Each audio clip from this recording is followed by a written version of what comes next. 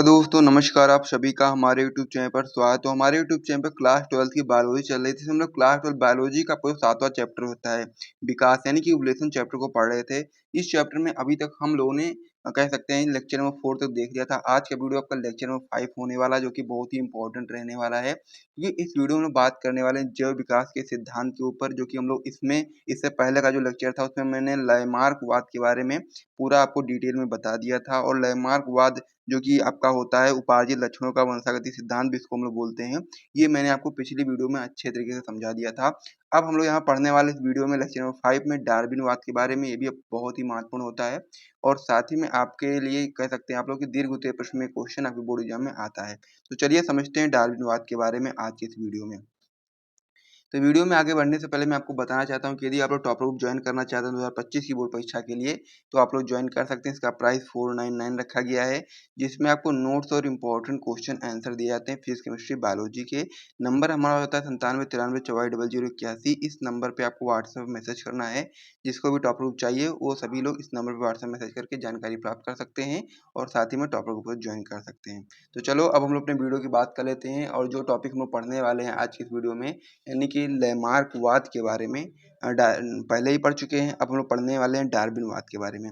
तो आइए समझते हैं डार्विनवाद आखिर क्या है और उसमें क्या क्या चीजें होती हैं। आइए देखते हैं। तो डार्विनवाद में आप बताओगे कि जैव विकास पर दिया गया दूसरा सिद्धांत आपका डार्विनवाद कहलाता है।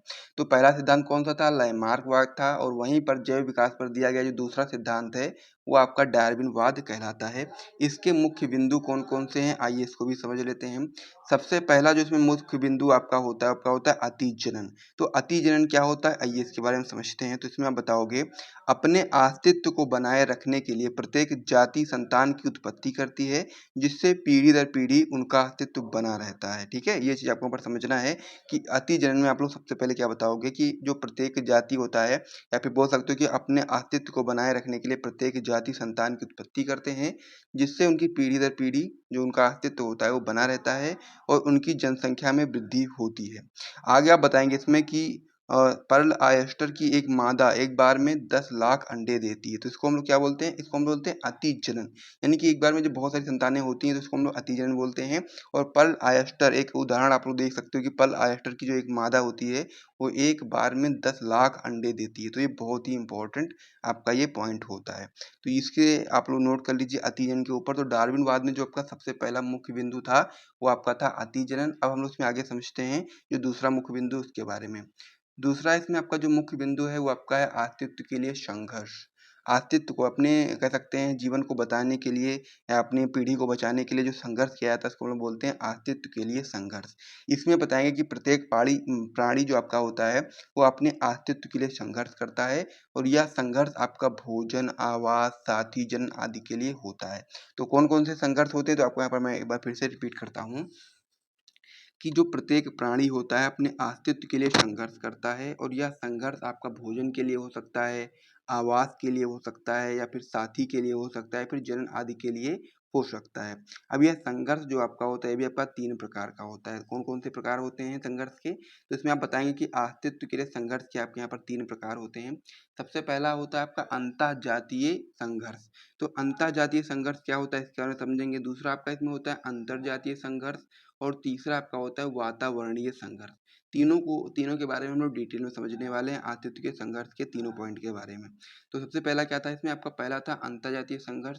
तो इसमें आप बताओगे कि इसमें एक जाति के ही सदस्यों के बीच जीवन संघर्ष होता है, क्योंकि सभी की जरूरतें जैसे पोषण, जनन, आवास समान होती हैं। तो इस पहले वाले में क्या था, अंतर्जातीय संघर्ष, यानी कि इसमें क्या होता है कि इसमें एक ही जाति के जो सदस्य होते हैं उनके बीच में ही संघर्ष होता है, क्योंकि सभी जीवों को या फिर सभी कह सकते हो जाति के लोगों को, सदस्यों को जीने के लिए भोजन की आवश्यकता होती है, जन की आवश्यकता होती है, और आवास समान आवश्यकता होती है। इसीलिए आप बोल सकते हो कि अंतर्जातीय संघर्ष में इसमें एक ही जाति के सदस्यों के बीच जीवन संघर्ष होता है, क्योंकि सभी को जरूरतें जो होती हैं, सभी की जरूरतें पोषण, जनन, आवास समान होती हैं। तो ये आपका पहला पॉइंट होगा संघर्ष के प्रकार में। दूसरा आपका इसमें होता है अंतर्जातीय संघर्ष। तो इसमें आप बताओगे कि जैव समुदाय में अनेक जातियों के जीव पाए जाते हैं, यानी कि जैव समुदाय होता है उसमें एक से अधिक जातियों के जीव पाए जाते हैं और पोषण के लिए एक दूसरे पर निर्भर करते हैं। तो ये आपका होता है अंतर जातीय संघर्ष, यानी कि पोषण के लिए एक दूसरे पर वो निर्भर करते हैं और ये आपका होता है अंतर जातीय संघर्ष। तीसरा आपका इसमें होता है वातावरणीय संघर्ष। तो इसमें आप बताओगे कि यह संघर्ष सबसे महत्वपूर्ण है जो जीवों को प्रभावित करता है प्रत्यक्ष व अप्रत्यक्ष रूप से। ठीक है, जो वातावरणीय संघर्ष होता है यह संघर्ष सबसे महत्वपूर्ण होता है और जो कि जीवों को प्रभावित करता है प्रत्यक्ष व अप्रत्यक्ष रूप से। वातावरणीय कारक जो होते हैं वो जीवों को प्रभावित करते हैं, जैसे कि ताप हो गया, वर्षा हो गया, प्रकाश हो गया आदि क्या करते हैं उसमें जो रहने वाले जीव हैं उनको प्रभावित करते हैं। ठीक है, अनेक कारणों से, और यह बहुत ही महत्वपूर्ण है। जो कि इसके अनुकूल रहता है वो जीवित रहता है, यानी कि जो ताप को झेल लेता है, वर्षा को झेल लेता है, प्रकाश को झेल लेता है, यानी कि जो वातावरण के अनुकूल रहता है वही जीव इस पृथ्वी पर जीवित रहता है, और जो उसके अनुकूल नहीं हो पाता है वो नष्ट होने लगते हैं और पूरी तरीके से समाप्त हो जाते हैं। तो इस प्रकार से अस्तित्व के लिए संघर्ष में आपको इतना समझना था। डार्विनवाद के मुख्य बिंदु में दो बिंदु मैंने आपको बताया, पहला आपका है अतिजनन, दूसरा आपका है अस्तित्व के लिए संघर्ष। अब इसमें आपका जो तीसरा होता है वो आपका होता है प्राकृतिक विभिन्नताएं, जो कि बहुत ही इंपॉर्टेंट होता है। इसमें आप बताओगे कि एक ही जाति के दो जीव कभी समान नहीं हो सकते हैं, यहाँ तक कि माता पिता के सभी संतानें भी अलग अलग होती हैं। यानी कहने का मतलब ये है कि जो प्राकृतिक विभिन्नताएं होती हैं बहुत ही इंपॉर्टेंट होती हैं, और एक ही जाति के अगर दो जीव की यदि हम बात करेंगे तो वे कभी भी एक दूसरे के समान नहीं हो सकते हैं। यहाँ तक कि जो माता पिता की जो संतानें होती हैं वे भी अलग अलग होती हैं। इनमें पाई जाने वाली विभिन्नताओं को हम लोग डार्विन की विचलन विभिन्नताएं कहते हैं, और विभिन्नताएं ही आपका जैव विकास का सबसे महत्वपूर्ण घटक है। इसके बिना जैव विकास की कल्पना भी नहीं की जा सकती। तो इस प्रकार से प्राकृतिक विभिन्नताएं आपके लिए इम्पोर्टेंट है, और यहाँ पर आपको समझना है कि एक ही जाति के दो जीव कभी भी समान नहीं हो सकते हैं। यहाँ तक कि जो माता पिता की सभी संतानें होती हैं वो भी अलग अलग होती हैं, और इनमें पाई जाने वाली विभिन्नताओं को ही हम लोग डार्विन विचलित विभिन्नताएं कहते हैं। और विभिन्नताएं जैव विकास का सबसे महत्वपूर्ण घटक हैं, इसके बिना जैव विकास की कल्पना भी नहीं की जा सकती है। तो ये तीसरा पॉइंट था आपका, इसे भी आप समझ लीजिए। डार्विनवाद के मुख्य बिंदु का तीसरा पॉइंट भी कंप्लीट हो गया है। अब हम लोग चौथे पॉइंट की ओर बढ़ते हैं। अब ये सारे पॉइंट इंपॉर्टेंट आपके लिए इसलिए होते हैं क्योंकि ये आपके बोर्ड एग्जाम में लॉन्ग क्वेश्चंस में आते हैं कि डार्विनवाद के बारे में संक्षेप में बताइए, तो विस्तृत में बताइए। तो आप लोग यहाँ पर इसको पूरा लिखना पड़ेगा, तभी आपको पूरे पूरे मार्क्स मिलने वाले हैं। चौथा पॉइंट आपका इसमें होता है प्राकृतिक वर्ण या योग्यतम की उत्तरजीविता, जो कि मैं आपको पहले भी समझा चुका हूँ, लेकिन एक बार इसमें भी आ गया तो इसको एक बार फिर से समझ लेते हैं। तो इसमें आप बताओगे प्रकृति जो आपकी होती है विभिन्नताओं का चयन करती है, और जाति का अस्तित्व प्रकृति के इस चयन पर निर्भर करती है। वह जातियां जिनका चयन प्रकृति करती है विकसित होती हैं, तथा प्रकृति जिनका चयन नहीं करती है वो धीरे धीरे लुप्त हो जाती है। यानी कि जो भी आपका प्रकृति होता है जिस भी जाति का चयन करेगी, यानी कि जो भी जाति प्रकृति में कह सकते हैं कि आप लोग ढल जाएंगी, वही ही जातियाँ पृथ्वी पर विकास करेंगी और जीवित रहेंगी। और जो जातियाँ वातावरण के साथ नहीं घुल मिल पाएंगी, प्रकृति के साथ नहीं जुड़ पाएंगी, तो वह धीरे धीरे करके लुप्त हो जाएंगी। ये चीज़ आपको यहाँ पर समझना है। आगे आप बताएंगे इसमें कि डार्विन ने इस प्रक्रिया को प्राकृतिक वर्ण कहा, जबकि इसी प्रक्रिया को हर्बर्ट स्पेंसर नाम के एक वैज्ञानिक ने योग्यतम की उत्तरजीविता कहा। तो इसे भी आप लोग समझ गए होंगे। तो इस प्रकार से डार्विनवाद के चार मोस्ट इंपॉर्टेंट पॉइंट आपको मैंने बता दिए हैं। पांचवा जो इसमें आपका है वो आपका है नई जातियों की उत्पत्ति। तो किस प्रकार से नई जातियों की उत्पत्ति होती है उसके बारे में क्या सिद्धांत है, आइए समझते हैं।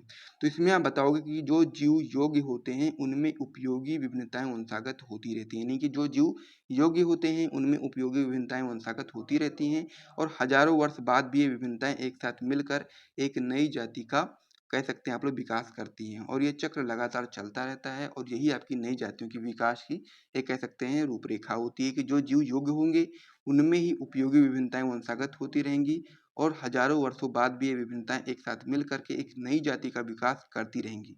और ये जो चक्र होगा ये लगातार हजारों सालों लाखों करोड़ों वर्षों तक लगातार ये चक्र जो है आपका लगातार चलता रहेगा। तो इस प्रकार से इस वीडियो के अंतर्गत हम लोगों ने डार्विनवाद के बारे में संपूर्ण जानकारी को प्राप्त किया है। डार्विनवाद क्या होता है और डार्विनवाद के जो मोस्ट इंपॉर्टेंट पॉइंट हैं उसको मैंने आपको यहाँ पर समझाया है। अब जब नेक्स्ट वीडियो हम लोग लेकर के आएंगे तो उसमें हम लोग उत्परिवर्तन के वाद के बारे में समझेंगे, जो कि आपका जैव विकास के सिद्धांत का तीसरा प्रकार है, और जो ये भी आपका इंपॉर्टेंट है। तो इसीलिए हम लोग लेक्चर नंबर 6 में इसको हम लोग पढ़ने वाले हैं। और यहाँ से यदि आपको वीडियो पसंद आए तो वीडियो को लाइक करिए, चैनल को सब्सक्राइब करिए इसी प्रकार की और भी इंपॉर्टेंट वीडियोस को जानने के लिए, और इसी प्रकार से इंपॉर्टेंट क्वेश्चन आंसर को भी हमारे यूट्यूब चैनल पर स्टार्ट कर दिया गया, तो उसको भी आप लोग जरूर जाकर के चेक कर सकते हो। और इसी प्रकार से नोट्स वगैरह आप लोग भी लेना चाहो तो आप लोग टॉपर ग्रुप ज्वाइन कर सकते हैं। इसका प्राइस 499 रखा गया है और नंबर भी मैंने आपको बताया है 9793 94 81। इस नंबर पर आपको व्हाट्सएप मैसेज करना है, आपको सारी जानकारी मिल जाएगी कैसे आप लोग टॉपर ग्रुप ज्वाइन कर सकते हैं। और उसके अलावा आप लोग वीडियो को लाइक करो, चैनल को सब्सक्राइब करो। मिलते हैं नेक्स्ट वीडियो में, तब तक के लिए जय हिंद।